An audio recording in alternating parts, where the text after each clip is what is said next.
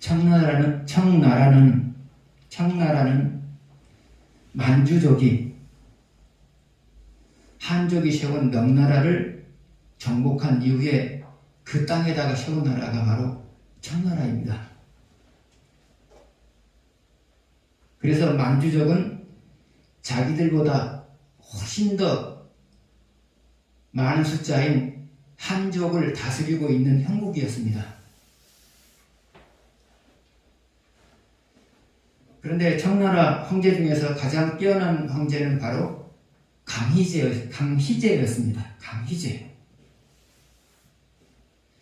그런데 그 사람은 해년마다 천수연이라고 하는 파티를 했어요. 그런데 그 천수연에는 만주족 출신 관료 680명 하고요. 한족 출신의 관료 340명이 참여를 했어요. 그러니까 약 1000명 정도가 참여한 거죠. 1000명 정도가 참여해서 음식을 먹는단 말이죠. 그런데 그때 내오는 음식이 뭐냐면 만한 전식이에요. 만한 전식이라고 하는 코스 요리예요. 그러니까 만한 전식이 뭐냐면 만주족이 먹는 대표적인 요리. 그 다음에 한족이 먹는 대표적인 요리를 합한 것을 가르쳐서 만한 전석이라고 그렇게 말한 것 같아요. 그런데 가짓수도 다양하고 양이 엄청나게 많아서 4일 동안 나눠서 먹었대요. 1000여 명이 4일 동안 나눠서 먹었어요. 그러니까 그 잔치의 규모가 얼마나 큰지를 여러분이 예상하고 남음이 있어요. 그런데 과거나 지금이나 그 잔치의 규모는 그 사람의 권위를 상징하는 거예요. 그 사람의 권력을 상징하는 거예요. 그래서 권력이 큰 사람일수록 잔치를 벌일 때 큰 잔치를 벌이는 거예요. 큰 잔치를 벌이는 거예요. 그런데 이 잔치에 참여하는 한족들이 그 잔치의 규모에 압도되어 가지고 우리는 강희제에게 순종해야 될 사람들이다, 그런 마음을 가졌대요. 잔치의 규모가 너무 크니까. 그것을 보면서 우리는 강희제에게 순종해야 될 사람들이다, 그런 마음을 가졌다고 해요.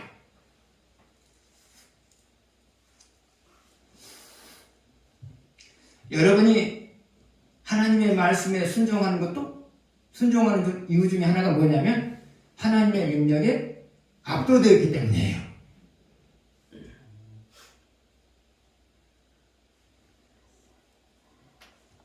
하나님이 사람이 해결할 수 없는 고민거리를 해결해 주세요. 그리고 하나님이 될 수 없는 일들을 되게 만들어줘요. 그리고 하나님이 될 수 있는 일을 안 되게 만들어줘요. 또 하나님이 보호받을 수 없는 상황에서 여러분을 보호해 주세요. 여러분은 그것을 보면서 하나님은 대단한 능력자이다, 그것을 느끼게 되죠.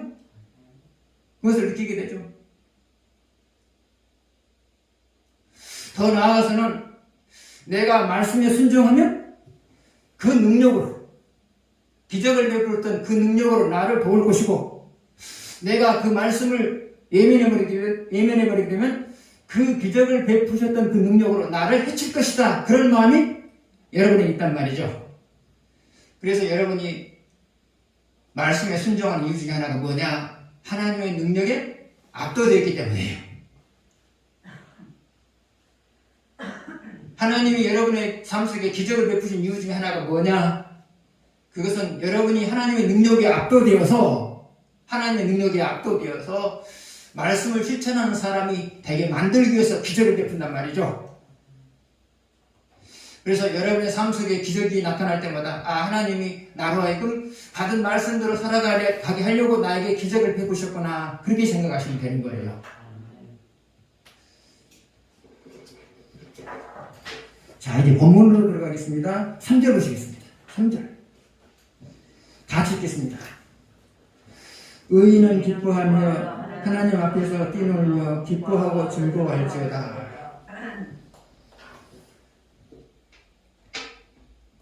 다윗은 의인들에게 기뻐하라 그랬어요. 그러면 다윗이 의인들에게 기뻐하라고 말한 이유가 뭘까요? 의인들이 고민하면서 인생을 살고 있기 때문에 기뻐하라고 하는 거예요. 의인들이 고민을 안 하고 있으면 기뻐하라고 할 이유가 있어요? 없어요? 할 이유가 없죠. 그런데 의인임에도 불구하고 고민하면서 살아간단 말이죠. 그러니까 다윗이 그들을 향해서 의인은 기뻐해도 돼! 이 말이에요. 의인은 기뻐하라 이 말은 의인은 기뻐해도 돼! 그 말이란 말이에요. 이제 의인은 기뻐해도 돼! 그 말이란 말이죠. 그러면 의인이 기뻐해야 될 이유가 뭘까요? 첫 번째로 지금은 고민거리가 해결되지 않고 있지만 앞으로는 고민거리가 해결될 것이기 때문에 기뻐하는 거예요. 지금은 원하는 것이 성취되지 않고 있지만 앞으로는 그 원하는 것이 성취될 것을 알기 때문에 기뻐하는 거예요. 세 번째로 지금은 내가 따뜻하게 인생을 살아가지만 어느 순간에는 하나님이 풍성한 삶을 살게 할 것이다 라는 생각이 드니까 기뻐하는 거예요. 네 번째로 내 자녀가 지금은 헤매고 있지만 헤매고 있지만 언젠가는 내 자녀가 잘 될 것을 알기 때문에 기뻐하는 거예요. 의인의 삶은 기뻐할 수 있는 일들로 가득 차게 되어 있어요. 기뻐하는 일들이 반복되게 되어 있어요. 왜 그래요? 하나님이 그렇게 원칙을 만들었기 때문에 그래요. 그렇게 원칙을 만들었기 때문에 그래요. 그래서 여러분이 지금 다양한 고민을 하고 살아가고 있지만 의인으로서의 삶을 살고 있다면 기뻐하세요. 왜요? 여러분이 고민하는 것들은 적당한 때에 다 해결되게 되어 있기 때문에 기뻐하라는 거예요. 다윗도 의인으로서의 삶을 살아가면서 고민하는 시절들이 많았어요. 그런데 그 고민이라고 하는 것은 일어나지 않을 것들을 고민한 거예요. 의인에게는 고민하는 것들이 현실을 안 나타나요. 하나님도 알아서 하시거든요. 다윗도 그런 경험을 했기 때문에 의인들아 고민할 거 없어. 기뻐해. 고민하는 것은 쓸데없는 것이고 결국은 너희들의 삶 속에 좋은 일들이 반복이 될 것이니까 기뻐해. 그 말이란 말이죠. 그래서 여러분 의인으로서의 삶, 다시 말하면 받은 말씀대로 살아가고 있다면 기뻐하세요. 그 다음 일들은 하나님 다 알아서 할 거거든요. 그리고 여러분이 받은 말씀대로 살아가게 되면 하나님 여러분에게 말씀하세요. 내가 알아서 할 것이니까 고민하지 말고 이제 또 기쁜 마음으로 살아가. 그렇게 하신단 말이죠. 자, 그 다음에 4절 보시겠습니다.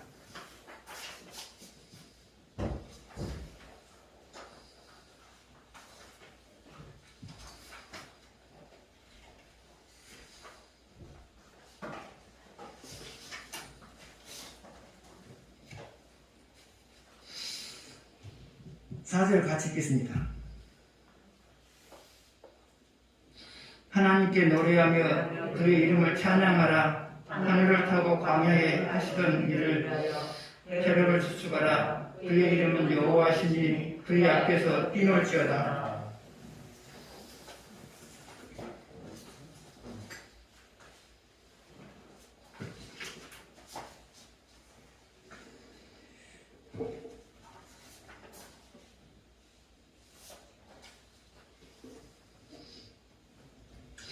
사절 중간쯤을 보게 되면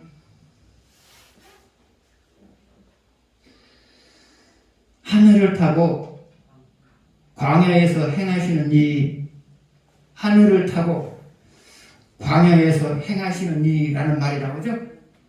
하늘을 타고 광야에서 행하시는 이라는 말이 나오죠. 그러면 하늘을 타고 광야에서 행하신 이가 누구죠? 하나님이시죠? 하나님이시죠. 그러면 하늘을 타고 하나님이 광야에서 하신 일은 뭘까요? 첫 번째로 이스라엘의 의식주 문제를 해결해 주셨어요. 광야에서는 광야 사막 생각하면 돼요. 광야 그러면 사막을 생각하면 돼요. 사막에서는 의식주 문제를 스스로 해결할 수가 없죠. 그래서 하나님은 의식주 문제를 해결할 수 없는 상황에서 의식주 문제를 해결해 줬단 말이죠. 이것이 광야에서 하나님이 하신 일이란 말이죠. 첫 번째 일, 가장 핵심적인 일이란 말이죠. 의식주를 해결할 수 없는 상황에서 의식주 문제를 해결해 줬어요. 여러분 역시도 마찬가지예요. 하나님은 여러분이 의식주 문제를 해결할 수 없는 상황이 된다 할지라도 의식주 문제를 해결해 주세요. 어떻게 해요? 이스라엘에 전혀 생각지 못한 방법으로 이스라엘의 의식주 문제를 해결해 주었던 것처럼 여러분이 생각하지 못한 방법으로 의식주 문제를 해결해 줘요. 그리고 또 여러분이 예상하는 방법으로도 의식주 문제를 해결해 주기도 하고요. 두 번째로 하늘을 타고 하나님이 광야에서 하신 일은 뭐냐? 이스라엘의 건강을 관리해 주신 일이에요. 사막에는 모래바람이 불어요. 그러면 눈을 뜰 수가 없어요. 눈을 뜰 수가 없어요. 그래서 사막을 거닐다 보면 호흡기 질환에 걸리기가 안성맞춤이에요. 또 하나, 사막에서는 마실 물도 변변치 않아요. 씻을 물은 더더욱이나 부족해요. 그래서 여러분처럼 그곳에서는 마음껏 샤워를 하거나 세수를 할 수도 없는 그런 곳이란 말이죠. 위생적으로 아주 불량한 지역이란 말이죠. 또 그곳에는 독충들이 있고 전갈이 있어요. 그런데 하나님은 건강을 관리할 수 없는 상황에서도 건강하게 살게 만들었단 말이죠. 성경에 보게 되면 위생이 나빠서 병들어 죽었다. 그런 말은 한 군데도 나오질 않아요. 건강을 관리해 줬어요. 오늘날도 마찬가지예요. 하나님은 여러분이 건강을 관리하기 어려운 상황에서도 여러분의 건강을 관리해줘요. 치명적인 질병에 걸리지 않게 만드시고요. 전염병에 걸리지 않게 만드시고요. 여러분의 건강을 관리해 주신단 말이죠. 세 번째로 광야에서 하나님이 하신 일이 뭐냐? 그것은 장애물을 깨뜨려서 이스라엘이 원하는 것을 성취하게 해주셨어요. 하나님이 깨뜨린 대표적인 장애물이 뭐였죠? 하나는 홍해바다, 또 하나는 요단강, 또 하나는 이스라엘보다 몇 배나 강한 가나안 군녀.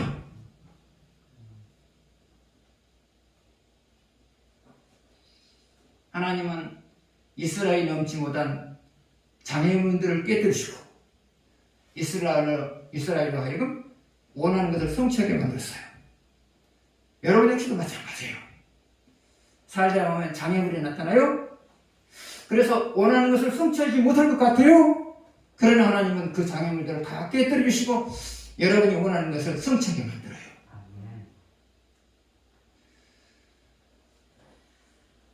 그 다음을 보게 되면 대로를 수출하라.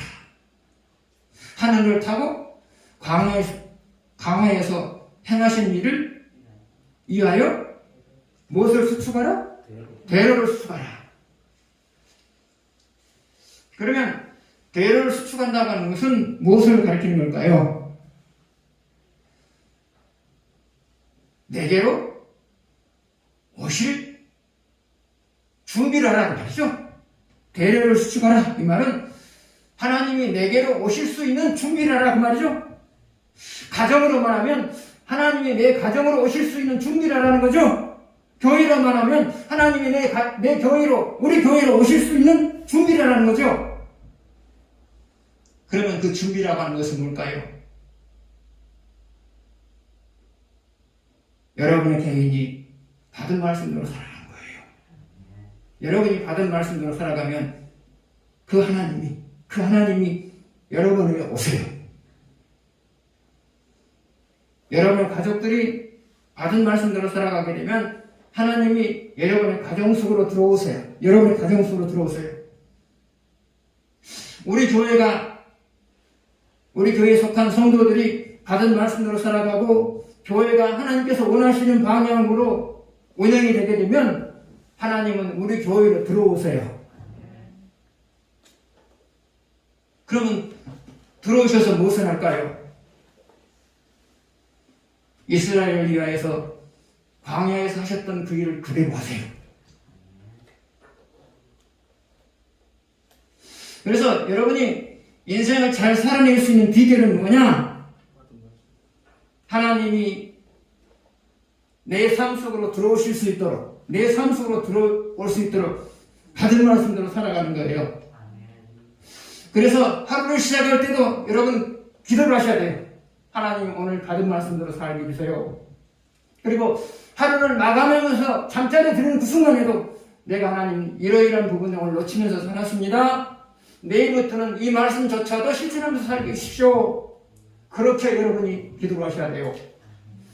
사람에게 있어서 가장 소중한 것은 뭐냐? 사람이 행복하게 사는 데 있어서 가장 중요한 것은 뭐냐? 그것은 받은 말씀대로 삶으로 인하여서 하나님이 내 삶 속으로 오게 만드는 거예요.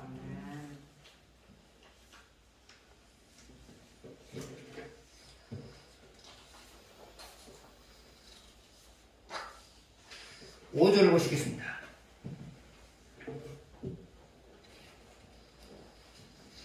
같이 읽겠습니다.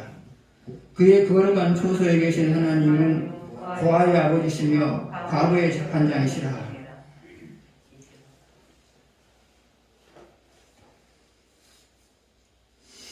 하나님은 고아의 아버지요 과부의 재판장이시라 그랬어요. 그러면 이 말의 의미는 뭘까요? 하나님은 스스로의 힘으로 인생을 살아낼 수 없는 사람을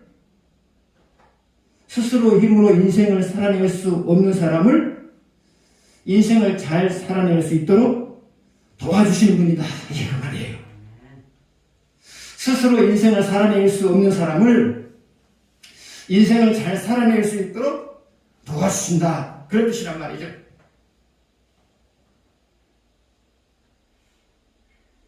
그러면 여기에 속한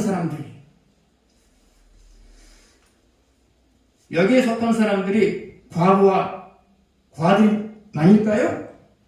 아니요. 이 땅에 존재하고 있는 모든 사람이 과부와 과부와 같은 존재예요. 왜요? 인간은 스스로 인생을 잘 살아낼 수 있는 힘이 없어요. 혼자 사시는 분이든지 남편과 함께 사는 분이든지 혼자 사는 아이든지 부모가 있는 아이든지 상관이 없이 인간은 스스로 인생을 살아낼 수 있는 힘이 없어요. 왜요? 장애인을 만나버리면 끝나잖아요. 장애인을 만나면 끝나버리잖아요. 그래서 인간은 누구를 막론하고 스스로 인생을 살아갈 수 있는 존재가 아니에요. 그래서 여기서 고아와 과부라고 하는 것은 단순히 고아와 과부를 말하는 것이 아니고요. 이 땅에 존재하고 있는 모든 인간을 가르치고 있는 거예요.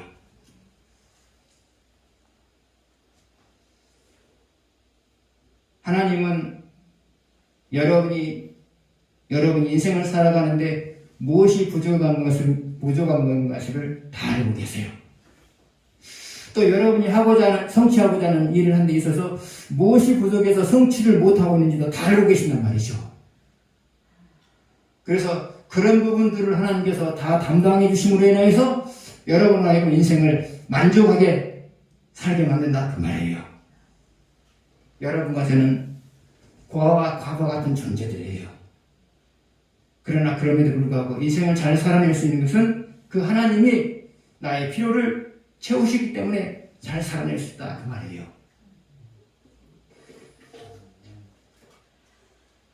6절을 보시겠습니다.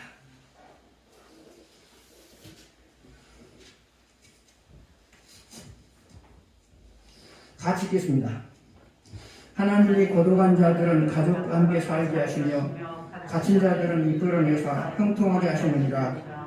오직 거여가는 자들의 대책은 메마른 땅이로다.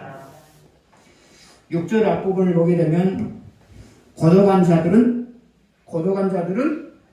가족과 함께 살게 한다 그랬죠. 거룩한 자들은 가족과 함께 살게 만든다 그랬단 말이죠. 그러면 사람이 고독을 느끼는 이유가 뭘까요? 사람이 고독을 느끼는 이유가 뭘까요? 내 마음을 주고받을 만한 사람이 없는 거예요. 사람이 이때 고독감을 느껴요. 내 마음을 주고받을 수 있는 사람이 없을 때 사람은 고독감을 느껴요. 그래서 사람이 고독감을 느끼는 것은 내 곁에 사람이 있느냐 없느냐 그것이 문제가 아니고요. 나와 흉금을 털어놓고 이야기를 나눌 사람이 있느냐 없느냐 그것이 문제예요, 여러분. 부부는 같이 살아도 얼마든지 고독할 수 있는 거고요. 자녀들이 부모와 형제들과 같이 살아도 얼마든지 고독할 수 있는 거예요.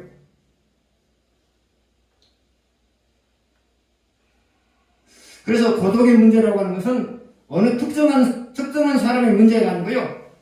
이 땅에 존재하고 있는 모든 사람의 문제예요. 내 마음을 나눌 수 있는 사람이 없을 때 고독하거든요. 대통령은 고독하지 않을까요? 고독해요. 자기 속마음을 아내한테 다 내놓을 수 있을까요?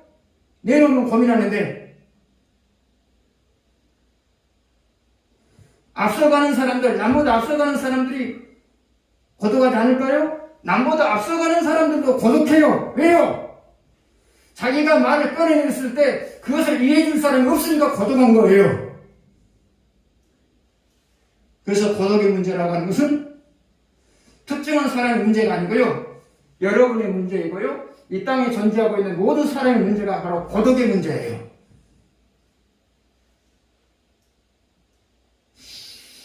그런데 하나님은 오늘 고독한 사람의 고독의 문제를 어떻게 해결하신다고 하겠어요? 가족과 함께 살게 하겠다 그랬죠. 그러면 가족과 함께 살게 만들겠다고 하는 것은 무엇을 의미할까요? 여러분 가족과 같이 살고 있잖아요. 이것은 내 마음을 이해해 줄 수 있는 사람을 붙이시겠다 그 말이죠.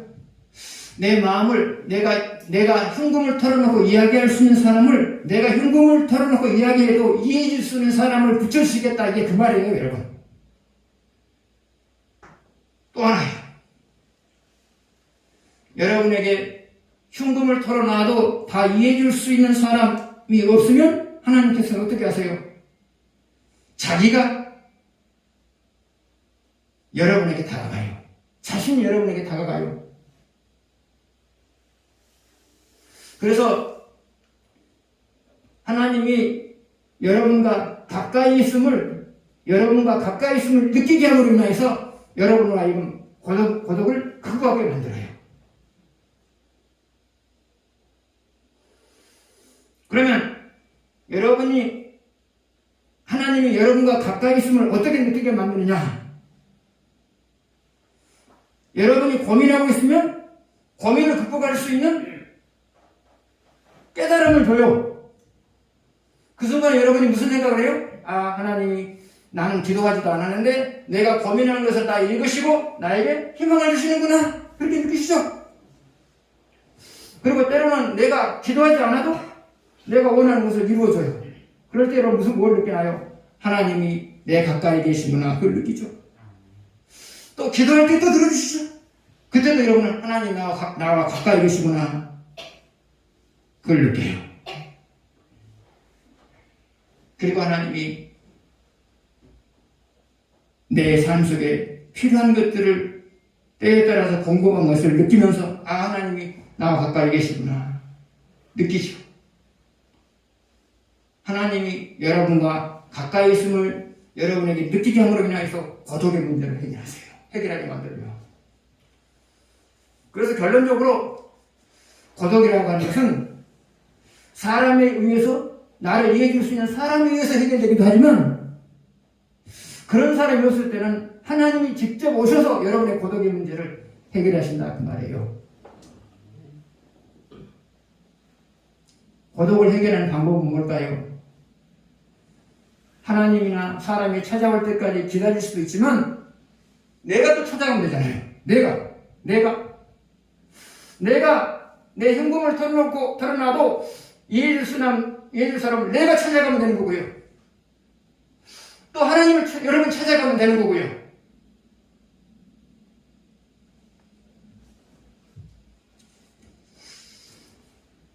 그 다음을 보게 되면 6절이죠. 그 다음을 보게 되면 갇힌 자들은 이끌어내서 형통하게 하시느니라. 갇힌 자들은 이끌어내서 형통하게 하시느니라. 누가요? 하나님이요. 그럼 여기서 갇힌 자라고 하는 것은 누구를 가리키냐? 그것은 고민거리에 의해서 사로잡힌 자예요.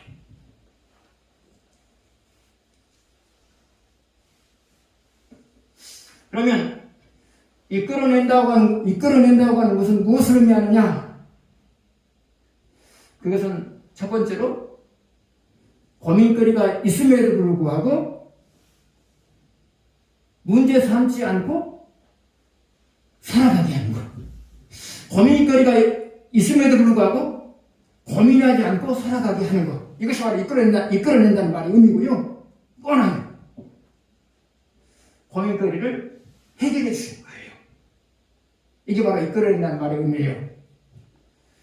그 다음에 이끌어낸 다음에 어떻게 한다고 했어요? 형통하게 하신다고 했죠? 그러면 하나님이 고민거리에 사로잡힌 사람에게 형통하게 해주시는 방법은 두 가지예요. 하나는 고민거리를 해결해 주신 다음에 형통하게 할 수 있고요. 또 하나는 고민거리가 있음에도 불구하고 형통하게 만드는 방법이 있고요.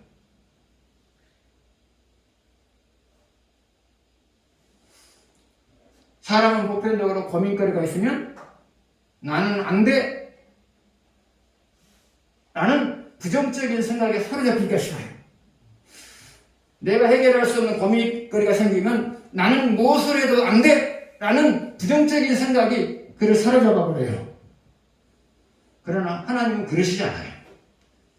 여러분의 고민거리를 그대로 놔둔 채라도 얼마든지 여러분이 하신 일을 형통하게 만들 수 있는 분이라는 말이죠. 그래서 하나님이 여러분을 형통하게 만드는 방법은 두 가지예요. 하나는 고민거리를 해결해 주신 다음에 형통하게 하시고요. 하나는 고민거리가 있는 채로 형통하게 만드시고요. 그래서 여러분, 고민거리가 있으니까 나에게는 계속해서 고민거리가 생길 것이다 라는 생각을 해서도 안 되고요.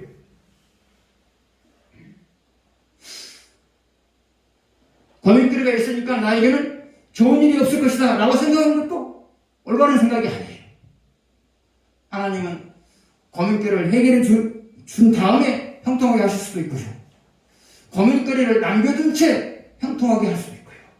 그래서 여러분이 어떤 상황에 놓여 있든지 간에 항상 하나님을 생각하시면서 희망을 가지시기 바랍니다. 기도하겠습니다.